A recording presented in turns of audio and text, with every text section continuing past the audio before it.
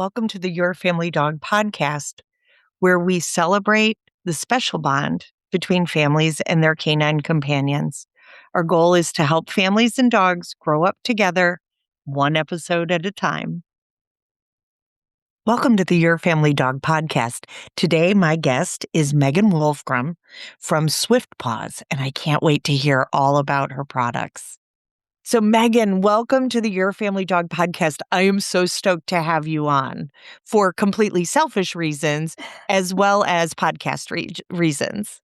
Tina, thank you so much for having me. I'm excited for this conversation.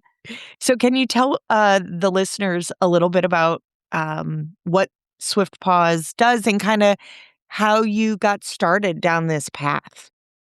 Yeah. So, in a nutshell, when I have to tell somebody and they see me with my logo and they have no idea, they're like, "What is that?" I say, "Well, I make dog toys."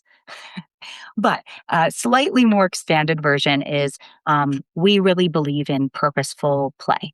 And so I founded SwiftPaws many, many, many years ago in 2012.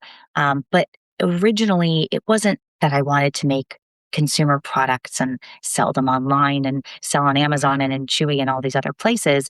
It actually started with myself wanting to do more with my little dog at the time, who was a miniature pincher named Pretzel.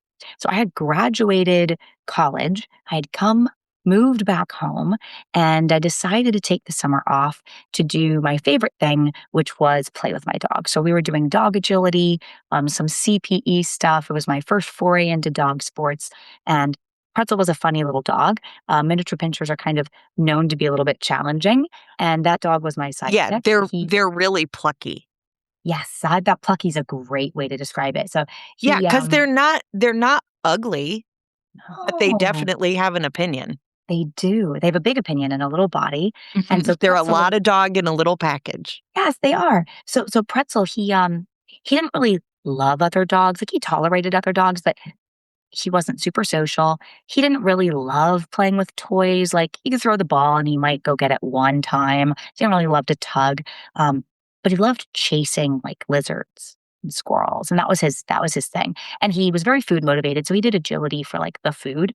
But I couldn't do agility and train with a tug toy like a lot of people can. And so for him, I was doing dog agility and I was like, man, I wish I could do something that he loved. So I asked my agility trainer, I was like, what else is out there? What other dog sports? And so I learned about barn hunt, which, boy, he lit up. He thought that was really cool.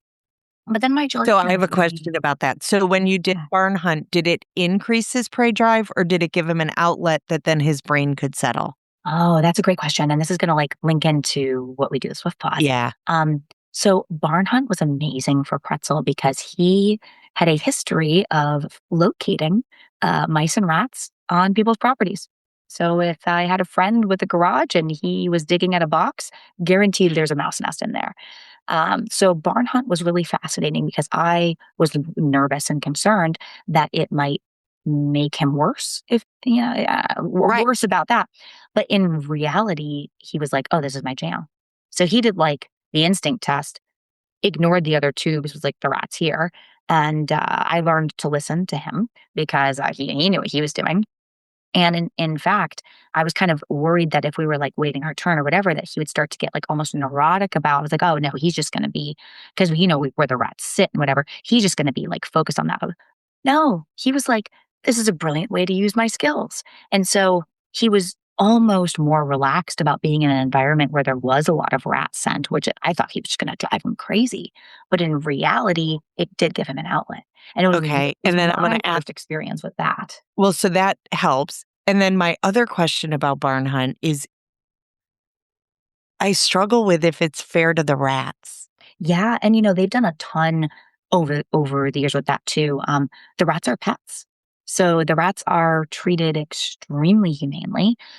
In fact, it is rat welfare is one of the first things that if you're trying to get more involved with barn hunt and you want to start to become work your way up to become a judge or a volunteer, help out, they are very, very cautious and careful with the rats. They don't overwork them. If they're showing signs of stress, they'll retire them for the day. The tubes that they use are designed to be incredibly safe for the rats. And if a dog is being too rough with a container, it's frowned upon and it's not allowed to continue. So that's they like a are. disqualification.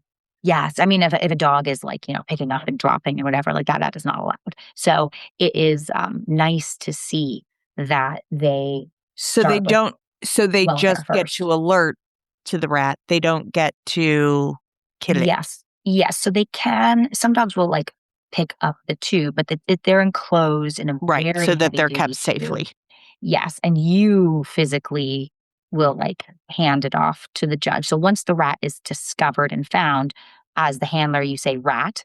So the dog doesn't even necessarily have to touch the tube. If the dog goes over and sniffs a pile of hay and you're like, oh, that's their signal, you can say rat and the judge will say yes, because the judge knows where the rats are. Then Right. you It's a take blind search. you hand it to the judge, then the rat leaves the area. So it is not left up to the dog to like kick the tube around and cause any stress on the rat. So Right. they do start with welfare in mind, and I appreciate that because I had questions about that too. So we Right. I don't, yeah. In dog yeah, sports, growing up in dog sports, like I've seen some stuff that would make you pull your hair out. So I yeah, do care about the welfare of the rats. Like, yeah. And we should, right? Because yes, if we don't, then it leads me to question how much we're caring about the welfare of the dogs. exactly. Yeah. I think it's an It's a animal big welfare. responsibility. Yes. Yes. So I started with that, but unfortunately our local club wound down. And so I only got to do that for a very short period of time, although it was really fun and Pretzel was like, he excelled. Um, and then my agility trainer told me that the most fun she'd ever had with her dogs was at this summer camp called Camp Gone to the Dogs. And I think it was like upstate New York. And she said, we did this thing called lure coursing. And I was like, what? What words did you just say? I don't even understand what you Right. just Like, said. spell that. Yeah. So she said lure, like a fishing lure, coursing, like an agility course. And I was like, okay. She's like, yeah. So basically, the dogs chase after a fake squirrel.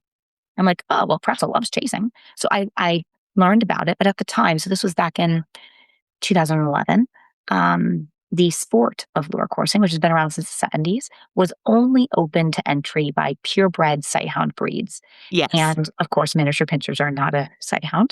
And so I thought, well, that's cool. I'd love to try it. So I found a club. There was nowhere to do it in Florida, and that's where I'm based. I found a club in Georgia that was having a trial, and I think it was a Greyhound club. And I reached out, I emailed them, and I said, hey, I know he can't compete. I said, but if I pay an entry fee, would I just be able to give it a try with my dog? And they wrote me back. They were super kind. I totally understand their perspective. They said, okay, if at the end of the day, the judge There's is open time. to it, the lure operator is open to it, and there's time, like, yeah, we might be able to accommodate a fun run. And I was like, well, I can't drive for 9 hours and get a hotel room on a maybe. And pay an entry fee for a maybe. Yeah. Well, I mean, obviously, I'd pay the fee only if they'd let me, but like, who Right. knows if they'd even be able to? So I just couldn't let it go because I was like, man, Pretzel's favorite thing in the whole world is chasing after a squirrel. So I thought, well, I'll buy a machine. At the time, equipment was like, by the time you put all the pieces together, $4,000 or more to purchase. Right. Very expensive. And so I was like, well, and I was a broke, jobless, recent college grad.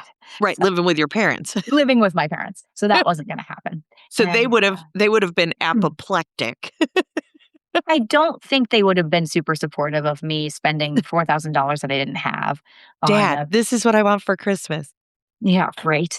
But what they were supportive of was trying to make my own. So I talked to my dad about the idea, and he and I, in our living room on a pop-up table, tried to build a machine. And it took us the better part of the summer. But by like the end of the summer, we made a crude but working machine, and Pretzel loved it. It was like he found his calling. So like barn hunt was his jam. He loved it. But when he saw that flag, that little lure zip on the line for the first time, something woke up inside of him. And then he caught it and he realized that it was just a plastic bag. We actually now, our lures are made out of corn flour just in case they eat it. Not that Right. corn, not that I would feed corn to a dog as a habit, but it is a better material than plastic in case they Right. have some. Like when I'm teaching puppies scent work, we're using these little scent caches that are barley. right? Yes. So that if the puppy ingests it, it's not a problem. Again, I don't feed barley to my dogs, but Right. if there's a puppy or a dog that's overzealous that breaks the bag, I don't want anything toxic for them.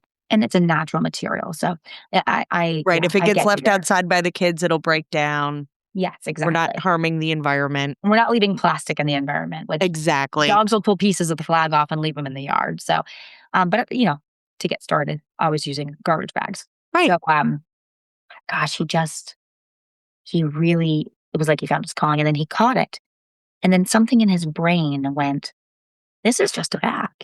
And so I like to say in that moment, I took his prey drive and I converted it into play drive because he went kind of like a frisbee or a ball but like he wasn't into balls, he wasn't into frisbees, but this did it for him. And his brain went, oh, it's not a live squirrel. Oh, it's a toy. Oh, this is a game. And so then it was something that for the rest of his life, I mean, you could bring it out and he would get super excited and he'd really engage with it. He'd catch it and then he'd let it go because he'd want it to run again. And he understood that it wasn't prey. So actually his chase drive for other things decreased. This was a dog, or if he saw a squirrel in a tree, would sit at that tree like unwavering. And Right. now, Vibrating. yeah, if there was a squirrel that he could chase, he'd chase it. But he was way happier to leave the squirrel be because he knew that he had his fun game he could play with. It was a wake up call to me that, like, actually, these things that we might think of as bad behaviors, right? Like, Right. Behaviors humans that label we it. struggle with a little bit. Like, Hmm. I don't particularly want my dog killing a squirrel in front of my child. Like, that could be traumatic. Or Uh, chasing the family cat. right. Or chasing the family cat. And I do get a lot of people, um, I talk a lot about dogs show us what enrichment they crave, right? Yes. If your dog is finding socks all over your house and Mhm. eating them, your dog needs scent games and hide and go seek games. Like, that's what Mhm. your dog is saying they want. The same way that the child that's tapping on everything Mhm. wants a drum kit, Mhm. and the child who's doing shuffle ball changes and twirling needs a dance or a cheerleading class. Like, that's, and the child who's like, kicking his siblings might need some karate. So I Yes. do think that dogs share with us exactly what their jam would be. Like your little pretzel saying, like, I will chase a lizard. So, Mhm. but that's always the question people have when I say, well, okay, your dog's chasing prey. Let's look at fast cat. Let's look at this. Mhm. Let's look at that. They worry that it's going to make it worse. And my Yeah. experience has been that the opposite is true, Yeah. but I haven't done Barnhart or lure coursing yet. Yeah. So that's why I wanted to ask you. I'm so excited for you to get that experience. But I'll say one thing too, and that unlike something like a laser pointer, which is also a Oh, chase don't use a laser pointer with a dogs. chase drive game, yeah, which You make them crazy. I highly encourage everybody to never, not Never. even once. But what's the difference, But right? that The goes, difference it just changes their brain. it does. But here's the difference. The difference They is, never get it. yeah, let's think about it from a predatory cycle. These are little predators that are living in our home. Why do they have this instinct? Well, because if they were out there, they would be orienting, eyeing, locating on a squirrel, stalking, chasing, catching, kill shake, starting to dissect it, eating, consumption, chewing on the bones. Chewing releases endorphins and then they take a nap, right? This predatory cycle is well researched. And that is Yes. not just in dogs, but also cats and other predatory animals. So why is something like a laser so horrible for a dog's mental state? Not every dog is going to go absolutely neurotic, but the risk is The so the not risk worth is it. not worth it. That's Because because that's trying to because help there's a there's dog. nothing to catch. There's nothing to catch, and trying to get a Right. dog away from it once they become unnaturally attached to something like a laser, it is really, really difficult. Or Well, shadow chaser. so the biggest issue I see is it almost immediately transfers to any flash of light. Hmm. Yeah. Sunlight coming Yeah. in your window, your Yes. laptop opening, Yes. if you have a Yes. watch that is attached to your Hmm.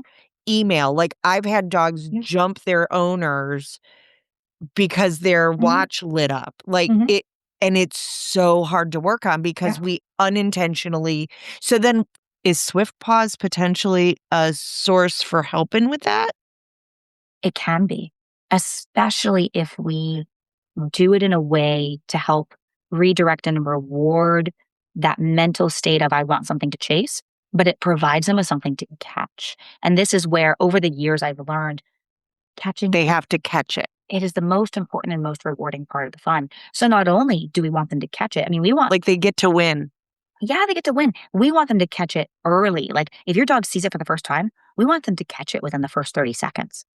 We don't want the frustration of I can't catch it. So we want them to catch it. And then once they catch it, we want to celebrate them having it and let them have it. And it might be 2 minutes of them possessing it and shredding it up and enjoying. And at some point, they're going to go, that was fun. What's next? And that is the appropriate moment. They've come full circle. They've had the satisfaction of engaging in the chase drive, the prey drive, and having caught it and realizing that it's not a living, breathing squirrel, especially the first time. Now we're converting it into that play drive. And that's where for me, it's all about providing healthy outlets for behavior and natural instincts. Laser is not a healthy outlet. Something like a tennis ball or a frisbee is a healthy outlet because you throw it, and if they want to chase it, they can catch it. Something like a lure, if we don't let them catch it, can become a behavior where now they're like, well, if I can't catch the thing I want, maybe I'll chew on the just string. frustrated. Yeah, I'll chew on the string. I'll bark at you, or I'll look at the pulley, or I'll look at the machine. So do you find when people purchase a SwiftPaws system that that's one of the things you really, really have to work on with them? Because my experience of humans is that we're like endlessly delighted by things that are incredibly frustrating to our dog. And I'll give you an example. The family that's throwing the stuffed animal toy back and forth over the dog, and the dog's directing to where the toy is. It's almost like if somebody bumbles it and drops the toy, we're like bummed that the dog got the toy. Or worse, we wait Like until there's the a lot of dog keep away in the human. or worse, we wait until the dog gets frustrated and like jumps on us, and then we give it the toy. So now we've Right, so rewarded we're it. mad at them because they jumped on us when like we totally built that. Yeah, so education is really important, and that's where I have a couple like sayings that I do on repeat now, and I can. One of them is you should have more than one tool in your enrichment toolbox. And it's for this reason, because like you were saying, dogs and cats, they're individuals. So one dog might really love eyeing and stalking pointers, right? Think about some of them may see a live squirrel and they may never chase it. They may just sit there Right, and they point, just want to stalk and watch right? it. So like you were saying, you can watch that individual dog just like you can watch a kid.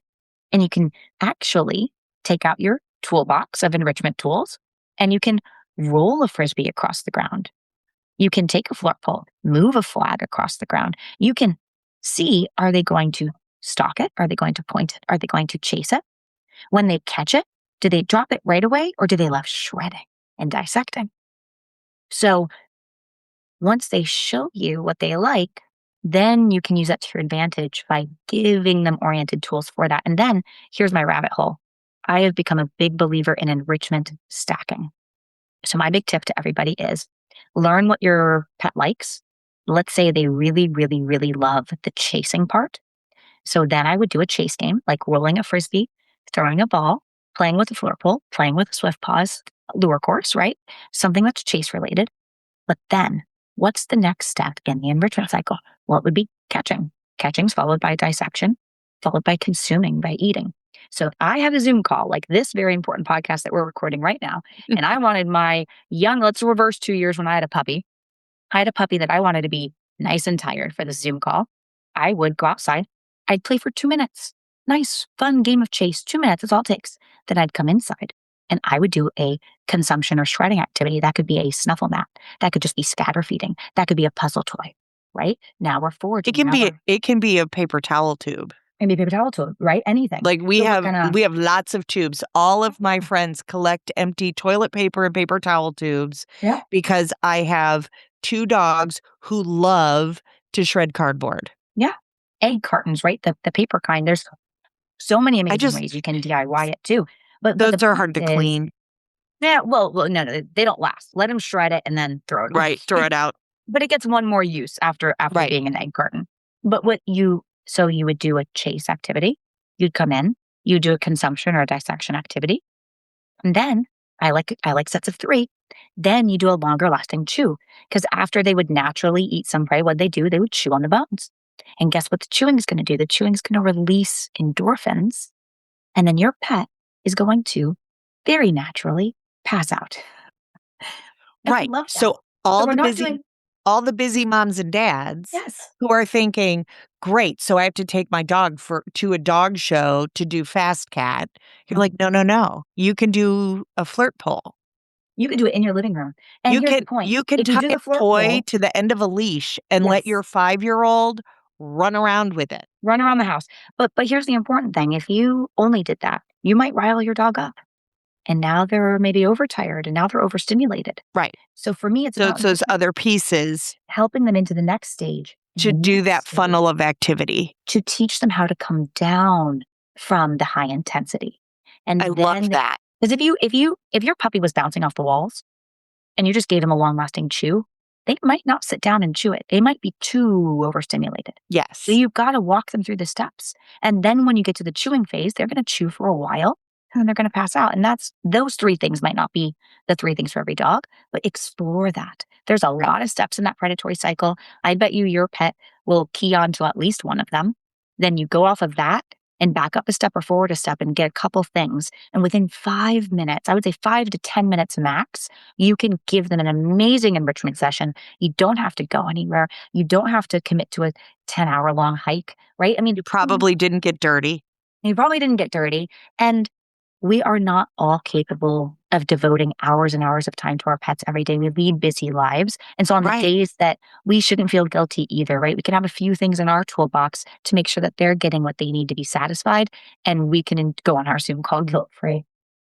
Right, or we can switch the laundry or we can do the thing. I really like that a bunch of these ideas are things that we can teach our kids to even help with. Yeah. So, understanding the dog has needs, they're not just a stuffed animal that lives in our house with us, right? The same way that if you have a turtle, you have to really learn. I mean, that's a big responsibility. They live a long time. They require some pretty amazing care because they're pretty amazing creatures. So instead of, I think a lot of times people want to erase the dog from the dog. And I'm like, that doesn't work very well any more than trying to erase parts of you. Instead, if we find healthy outlets that just help the dog feel full, Yeah. they have more resilience with your family. The same People, way that I tell people all the time, I am not in the business of telling Christopher no. yeah. Like, the things that Christopher wants to do, I mean, he's within reason, of course, but that makes him more him, which is in the end very selfish of me because I get to enjoy an awesome version of him. So Yes. it's kind of the same way. Yeah. So, what dogs, generally speaking, do you find really benefit from SwiftPaws? Like, are there some dogs that don't like it? Oh, for sure. There's usually one of 2 reactions. It's either this is the coolest thing I've ever seen in my life. I love it. The dog lights up like a Christmas tree and takes off. The other reaction is you can chase it. They look at it, they see it. It's not like they haven't noticed it. They know what it is and they're like, this isn't for me. And it's very clear. And not every dog is going to like it. And I mean, like, from a business perspective, right? We've got a return policy and all that because we don't want somebody stuck with a tool that they can't use. Right. But from your dog's perspective, like, okay, that's not the thing that checks their box. Let's find something else. So do you find that sometimes it can check the box, it's just gonna take a little bit more effort? Yes. And that's the, I would say 20% of dogs that are in between. Some of them, especially when we go and do events, right? We'll do in public events where we do a demo, we let people try it. That can be a big environment. Your dog might not feel comfortable in something that's really, Right, they have to relax in order to play. yes, something. So play does not exist if we are fearful, if we are hungry, if we are, play is this amazing thing that comes after our core needs are met. And actually, the presence of play can signal to other dogs that this is a safe environment. Some really amazing things about the science of play. So for our pets, right, depending on how they've been introduced to it, where they've seen it, it could take more than one introduction. So I always recommend to Well, let your right. dog. The first quilt I made, it's a hot mess. Like, I don't think dogs are often gonna be good at things the first time. Like, they're Yes. trying it out, and if you've spent a lifetime for the poor dog saying, "Don't chase the lizard, don't chase Yes. the cat, don't chase my kid," Yep. then understandably, then we're like, "Okay, now I want you to chase," and they're like, "Is this a bait and switch?" Like, Yeah. Well, some are, and here's my tips for that. It is when we introduce our dog to it for the first time, we want to do it from a distance. We don't want to put them right on top of it with the right, machine running and the thing zipping under their nose. We want to let them see it like they right. would see a squirrel in the yard. It's going to be 10, 15 feet away. And when they see it, we're going to want to, hold them. So I would prefer to gently restrain my dog and let them watch it and encourage them with my voice. What is that? What is that? Do you see it? And then I'm going to wait until that dog starts to orient. One of the first phases of the predatory cycle. Once they start really looking back and forth, and then they start kind of like, you want what you can't have. So they start kind of like leaning forward. They're leaning in. Now we know they might be interested. So then we might let them go. And if they're interested in running around, great. But guess what? Maybe they go all the way up to it. They get a little shy. They shy back. Well, I'm not going to keep running. And I'm certainly not going to take what should be a squirrel and run it at them. So, a couple of tips are let them see it from a distance. If they're interested, let them run. If they become disinterested, try to get their attention from afar again, but never run the lure towards them. Prey wouldn't do that. And if they're not into it, don't force the issue. Never drag your dog up to it, but you can go up to it because oftentimes if they're like, I don't know what that is, if you show interest in it and you Right. touch it, you can instill confidence in them.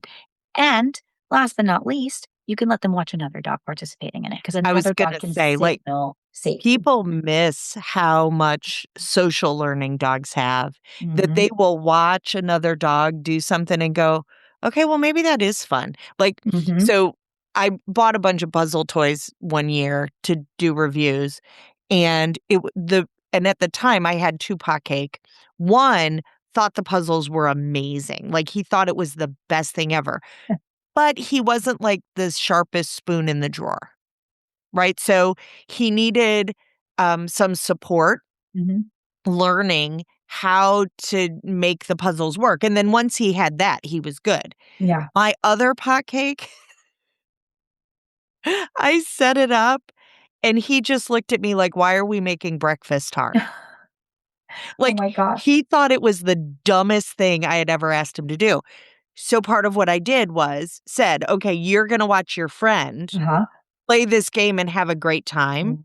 Yeah. and then you can decide if you think you're gonna like it or not." Hmm. And the dog who is like, "Why are we making breakfast hard?" is actually he was a better puzzle solver in general, and Wow. so he was like he would he would watch Marco bumble along trying to figure it out, and you could see on his face that he was like, "You're doing that wrong, like, that's not Yeah. how." And so the Let the minute professional you in. let him do it, he was like, Mhm. "Let me show you." Tu, tu, tu, tu, tu, tu, tu, tu, tu, and then he had it, and Marco was Love like, it. "Oh, that was amazing, Jack, you're so smart," right? So he eventually decided those puzzle toys were funny Yeah. because he could kinda show off to his brother Yeah. that he was smarter than him. And sometimes it Um, takes more than one time. So you're going to have your dogs who go, this is my calling. Let me at it. Put me in, coach. You can have your dogs that need a little bit of time. And the best thing to do is for you to show interest in it, or you let them watch another dog show interest in it. We don't ever force them. We can't. And then last but not least, you're going to have dogs that go, I totally get it. I don't want anything to do I with don't it. really care. And that's fine too. You can go and find another passion that they might have. Right, right. Okay, so for the people on the who are watching the podcast, Swift Paws is a Yeah, so we have home. a suite of enrichment products. And so this is probably coming a little late. It's coming at the end instead of the beginning, but if you want to switch it up, you totally can. We're We'll best have you known, back. I would love to be back. We're best known for our lure coursing kits. So they let you set up a game of chase in your own backyard. We have everything from our newest indoor version called Pounce, which is actually made to put inside your home for your cat or little dog, but it was really designed with cats in mind. We also have our outdoor backyard kits that go all the way up the levels. So think about it like buying a truck. You buy the motor for the speed and size that you need to set up with. If you've got an acre, you might want Home Plus. If you've got a relatively small backyard, Chase will probably do you fine. And then we did get our start making professional grade equipment, which does run competitive events across the country and it's used in zoos. So we offer professional grade equipment too. I love that they're used in zoos. I never thought about that. It's so great. And that's been it's one of the smallest parts of the business, but But that would make my heart sing. Like love it. Kong makes toys for zoo animals Yes. too. Mhm. And it just made me fall in love with Kong even more. Mhm. And when you're coming from a standpoint of enrichment, I mean, the zoo space is where that originated because they realized that you can't just give an animal proper nutrition and A little water, bit of space. food, healthcare, a little bit of room. Like, oh, wait a Right, minute. they lost their minds anyway. We also need to give them something to do with their time that's constructive. That is species appropriate so they can develop and showcase and exercise species typical behaviors. And that's all we're doing with our dogs and cats too. But Well, and you they can't get help a that. more amenable learner. You get a learner who is interested and is filled up. Yep. And let me take the science away for a second. They're happier. Yeah. They're not going to be as sick. And Their absolutely. immune And system's going to be I better. fully believe that we all want to do the best we can for our pets. Right? Yes. I firmly believe. But to do better for them, we have to better understand them. And there's no better way to better understand your pet than to watch them, observe them. And then you can start layering in different things based on what they show you. Okay, so I'm going to hit you with some questions that I had about SwiftPaws. Okay. So I recently adopted a Silken Windhound male. He's 2.5. I know Right. that sighthounds, generally speaking, like chasing. That's what they're designed to do. Mhm. So one, is there any conditioning that I need to do to his feet, to his body, Mhm. to prevent injuries from wanting to do this fast running and turning and all of that? Like, is that ever a concern with a dog? Yeah, absolutely. I would say that sighthounds are definitely in a professional league of their own. Um, and unlike maybe like a compact, hardy Jack Russell, they are less likely to have full control of their bodies because a lot of pet sighthounds don't get the opportunity to chase live game across a 20-acre field all the time, which would be like the natural environment for them to exercise those skills. Whereas a Jack Russell can totally rat around stuff in the yard, right? Right.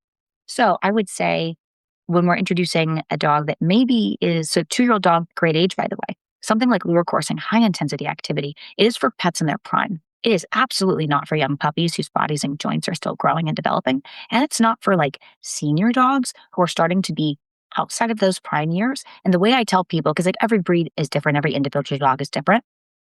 If you take an extra long hike with your dog and they're sore the next day, it's probably time to start reducing that level of activity. Yes, Right. we still want to move, right? Arthritis and stuff like that, it benefits from being in motion, but maybe we take away the race car status, right? Maybe we don't do the high intensity lure coursing sport anymore. So does SwiftPaws, I'm assuming you can control how fast or slow it's going. You can't control how fast or slow the dog reacts to it. So if you have a dog, and here's what I tell people, if you have a dog that goes hard, and you'll know what I mean. Some dogs have more self-awareness and more sense of self-preservation than others. If you have a dog that goes hard and they're a senior dog, they will go hard and they will absolutely do their body harm. And They'll we hurt don't themselves. want that. So you have to watch them and you have to say, you're retired now. We're not chasing. Even if I moved it at a mile an hour, you're going to blow past it. You're going to double back and you're going to do stuff to your Roll body that yourself you in the field and tweak your back. 100%. So if I had a dog like yours, a young, healthy 2-year-old male dog that maybe just hadn't done this activity before, I would start out short and sweet. I might, with a sight hound, especially a silken windhound, I might start out in a straight line and I would let them see it. And if they looked really excited, and here's something that's really counterintuitive, I might run the lure away from them, maybe 10, 15, 20 feet, let it stop, and then let them go. Now they're running to something that's stationary. So it's not necessarily encouraging them to accelerate. They just get to go run up to the thing that they thought was kind of cool. And then guess what? They get to catch it. right away. Right. They get to enjoy having it. And then they're like, okay, that was cool. What's next? Then you pull them back and you might do it again. You might run it 30 feet this time and let it stop and let them go get it. And then maybe you start at 5 feet in front of them and then you let them go and you run it 20 feet, right? So you could run, and you could do this on a 100-foot long course. You could do this on a 100-yard long course. But you work your way up to that. And before we start doing any turns, we make sure the dog is fit for that. If your dog does zoomies in the backyard with its friends, it's probably in a decent enough condition for lightweight type of activity. But if your dog is a couch potato and their paw pads are soft and they like don't want to go outside on the grass because they're so sensitive to their feet, yeah, they might need to do some conditioning. You might need to go on a couple of hikes. You might need to start letting them off leash in a safe space to run around before you do something higher intensity like your horsing. But it's also something where you watch your dog and they will tell you. And then you got to quit while you're ahead. So all of our backyard equipment comes with built-in safety features like a stall. If they step on the line, it stops the motor. Good. But it also has a 90-second play session timer. And here's why. The 90 seconds is up. It turns off. You have to turn it back on. And sure, you can run again. It's a physical reminder that if you sprinted for 90 seconds, you'd probably need a break. And so what we recommend is no more than 2 play sessions per dog per day. Some fitter dogs can do more. Some less fit dogs can do less. But it's a good rule of thumb that we don't wait until they're exhausted. We let them have their fun. And then we let them enjoy having captured that lure until they can shred it. You just tie another one on. And then you say, that was really fun. Let's go do something else. And that's where the enrichment stacking can come in. But lure should be a tool in the toolbox if your pet enjoys it. And it should be something that we do within reason and with measure. And I also firmly believe that people are intelligent, right? Like if we were so careful about safety, we wouldn't sell kitchen knives to anybody. I feel like right. Or cars can be responsible. People want to be responsible. Right. And so we're not putting professional grade equipment that can go 60 miles an hour and has its own in risks. Somebody's yard. Absolutely not. But what we are doing is lower powered equipment that's flexible. Everything is staked down with tethers. So if your dog hits a pulley, it moves out of the way, right? If they cross over the line flexes and moves and gives. If they step on it, it stops. And after 90 seconds, it shuts off. And you have speed control. So you watch the how-to video, you set it up, you make sure your turns aren't too sharp, you start slow, and it could be a very relatively safe. All activity has risk. You take your dog for a run on the bicycle or a hike, but relatively safe, amazing activity that can give them something like nothing else. That's wonderful. So I'm assuming it's pretty quick to set up and tear down. Yeah, it takes a couple minutes. So you think of it like a clothesline system. You put a pulley wherever you want to make a turn, you run the string around, tie it together, and you're pretty much good to go. So that's it. That's it. Yeah. So it's not like it takes you an hour to set it up for the dog to do a 90-second run. As long as it takes you to walk around the course, you can have it set up. Okay. And do you recommend people pick the course up in between uses? So it's not sitting outside cooking in the sun?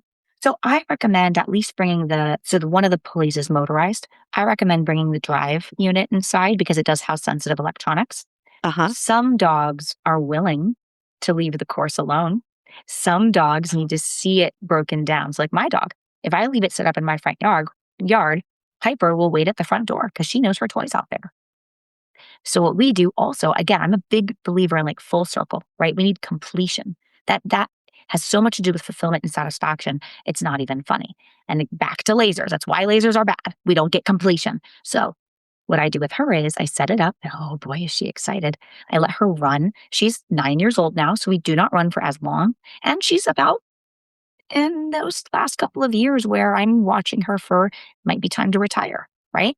So now we might not even take her all the way around. I might just let her enjoy playing with the flag in a very short space. I'm in those later years where I'm watching her carefully. But after we play, I leave her out there with me. She watches me take it down. It only takes me a few minutes. And then I put it away in the bag. She comes inside with me and she watches it go into its cabinet. But fair warning, I used to keep other stuff in that cabinet too. And I had to take it all out because if I went to that cabinet for any reason, she would run to the door. And she was so excited. So she was like, no, we're doing the SwiftPaws. It would break my heart You're like, no, we're just doing, we're going to do stay work. And she's like, no. I used to have other toys and tools in this one little corner cabinet, and now it is the SwiftPaws cabinet. Because if I go to that cabinet for any reason, she's like, "It's SwiftPaws time," which is very sweet. But I didn't want to break her heart, so now it's a dedicated cabinet. You don't want to disappoint her. Yeah, but then she knows that it's away, so you can leave the string and the pulley set up. And some dogs don't care. If your dog cares, it only takes a few minutes to put it away too. Great. And I know, can we talk just like 5 minutes about flirt poles? Because I'm sensitive to the fact, like, SwiftPaws is not free. Like, you deserve to be paid for your work and for your imagination and all your research and all of that. It's not cheap. The lure coursing kits. So lure coursing kits historically have cost $4, $5, $6, $7, $8,000. Right. We brought the price of commercial grade equipment down to around $3,000, but it's still pricey. And our indoor kit is $199. Our backyard kits go all the way up to about $1,000. That is an investment, and not everybody can afford it. So, right. Yeah, let's talk. Though I do wonder, like, could a neighborhood, they've done it, or a breed club, or a group of friends pool their resources and go, we're going to set this up. Like, we're going to rent the dog park and we're going to set this up. And we have had several co-ops of friends. We've had several clubs that all pool together and they get one. I love that. And then they host little get-togethers where they take turns. There's also some wonderful stuff where, like, if you take turns, then your dog learns like some inhibition and there's some cool other stuff that you could do too. Some patience. Group setting. Yeah, a little patience. And then you get really rewarded when it's your turn. So if somebody's thinking, okay, well, we're going to save up for a year so that we can get SwiftPaws for Christmas for the dog next year. Or maybe can you use it in snow? You can. Yeah. So again, sensitive electronics. Can you use it at night? You can, but you would need lights. So the dog obviously has to see the lure. And we've had people like try stuff with like glow in the dark and whatever. Maybe. It doesn't work very well. Because I was just thinking of all those light reactive dogs. Could we do like LEDs in a lure? You certainly could. To make it so that they're not so frustrated. Yes. I don't know. But I'm not sure I want my dog biting electricity. So I kind of like, I really err on this. I'm a safety nut, so I err on the side of safety. No, so I love that. Like maybe like a non-toxic glow stick, where if it got punctured, it'd be like kid safe and dog safe. And especially if your dog, so some dogs want to bite and chew, and some dogs don't really care. Some dogs don't actually, they chase it, but they don't even ever want to bite it. That would be a great case to maybe use a light. Yes. But that, again, individuals. But let's talk flirt poles. I love that you brought that up. Because I have them and I don't know how to use them. And I am man enough to say that. Like that's because I'm afraid I'm going to screw up my dog. Yeah. And like tools, I'm a firm believer that like tools can be used in a healthy way and they can be used in an unhealthy way. I mean, even just a flat collar and a leash can be used in a really good way, and it can be used in a way that's not very good and leads to things like pulling and choking and stuff like that. So, flirt poles, if you don't know what a flirt pole is, think about it like a fishing bowl with a string and a toy on the end. So you're basically fishing. So like a cat toy, but bigger. Like a giant wand teaser for a dog. We sell one, but they're also super easy to DIY. You could DIY it with a stick. You could go to a local tractor supply and get a lunge whip for a horse and tie a bag on the end. Lots of ways to DIY your own flirt pole. Ours is collapsible. It's got other like bells and whistles, but the concept is simple. You get to and the first one the first one I bought was made specifically for larger breeds because I had a Doberman. Yes. And it was 90 pounds of powerful young dog. And so I bought this heavy duty flirt pole that weighs so much. It's like awful to try to use. Like I hurt my elbow every time. So I was like, okay, how am I going to do this? Like it was too heavy. It probably would be fine for Christopher, but it was too heavy for me. I get that. And so that's the nice part about if you're going to like DIY it or look at different options, you can kind of like tailor it to what you need. Right. So the idea with the flirt pole is, and here's what people will sometimes do naturally. They'll get the flirt pole, they'll tie the toy on the end, the dog wants to chase it, and now they're trying to keep it away from their dog. So they're lifting the toy up into the air. So what I like to say, so what I like to say when we use a flirt pole is we keep it low to the ground and we go in sweeping arcs. And I'll recommend a flirt pole for younger dogs and even puppies when I won't recommend a lure course. Why? They're both chasing activities. Well, a lure course is a set course, right? So you're dictating the speed, but it is making turns at set areas, and it results in sharper movement. Your dog is running, they are turning, they are running. With a flirt pull, we are, because we're at the center point and we're sweeping it around, we are doing arcs, we are doing curves. It's more manual. So it puts us closer to the dog, and we have more control over moment to moment what we're doing. And when we're making a turn, it's a looping turn. So maybe a little bit more appropriate for a body that's developing, especially if we Well, or for control my old dog. for an older dog. Yes, exactly. So both chasing activities, but one is a little bit gentler on the body, whereas one is better for pets in their prime who need to burn off some steam. So with the flirt pole, we keep it low to the ground. We don't lift it up because we don't necessarily want to encourage jumping. Jumping straight up means we're landing in a very telescoping way on Right. our legs. And yeah, dogs jump up and off stuff all the time, but we try to reduce that because that helps them live longer, healthier, happier lives. Right. And so the other thing with a flirt pull is when the dog catches it, oftentimes it turns into a tug of war. And I don't know about you, but I don't want to be in a tug of war game with a 90-pound Doberman. I don't even want to be in a tug of war game with a 14-pound miniature pinscher. Right. So the other thing I've learned with the flirt pole, and our new ones now come with a Velcro strip, but you could do it on your own.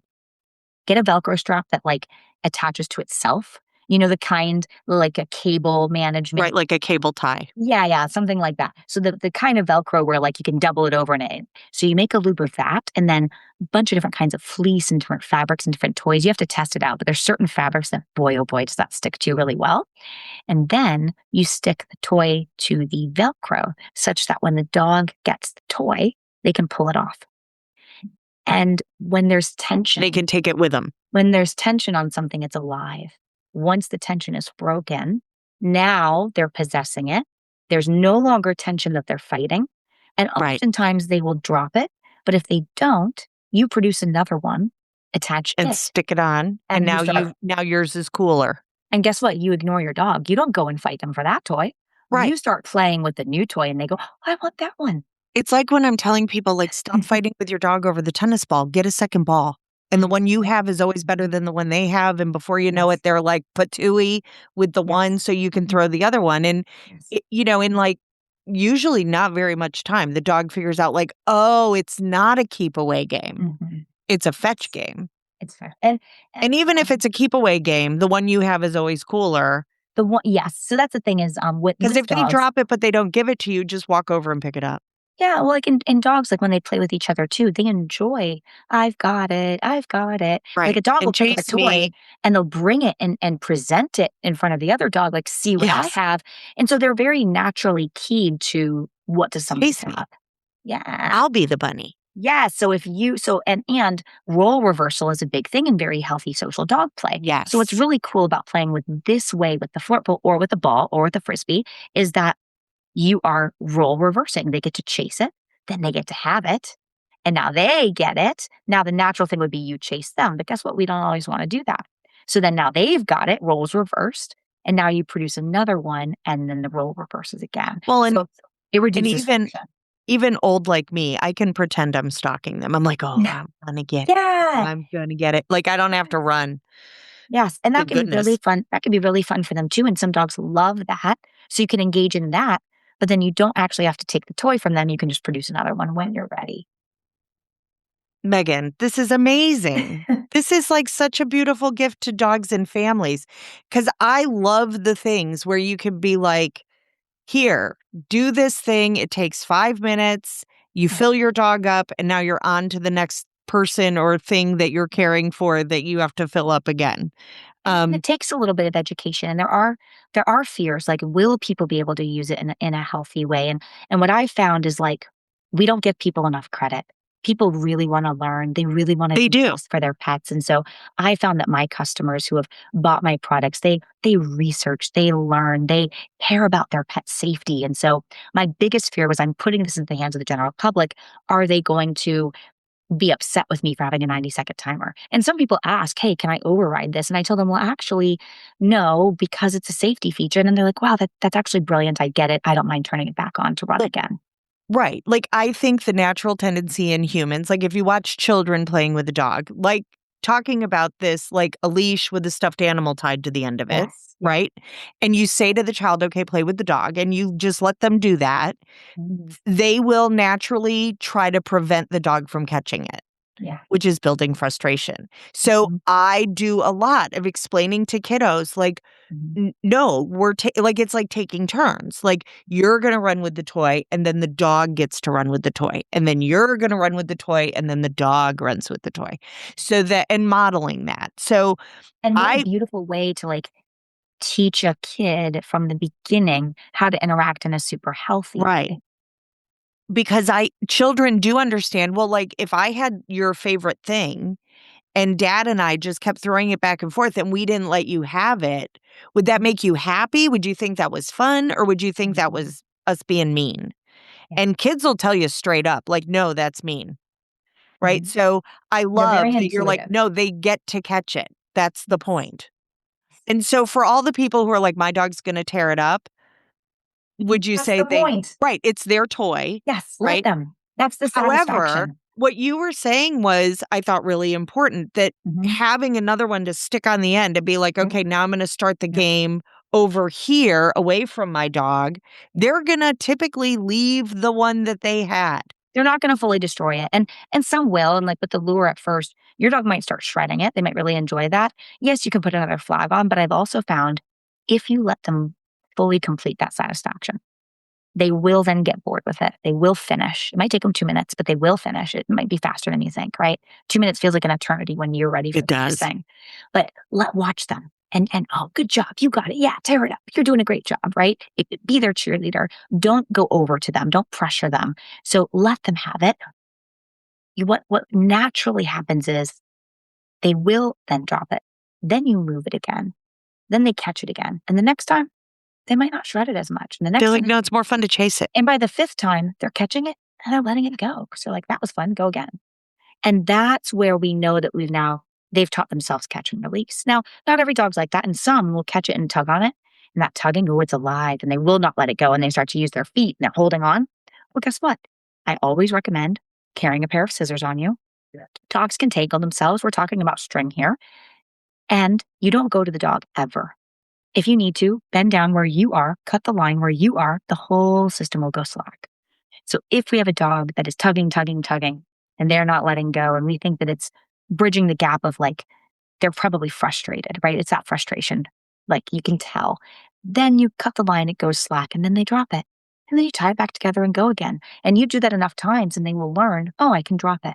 So it's really a frictionless way. If you think about it, the line going slack, whether it's a flirt pole or whether it's SwiftPaws, means the game's kind of over.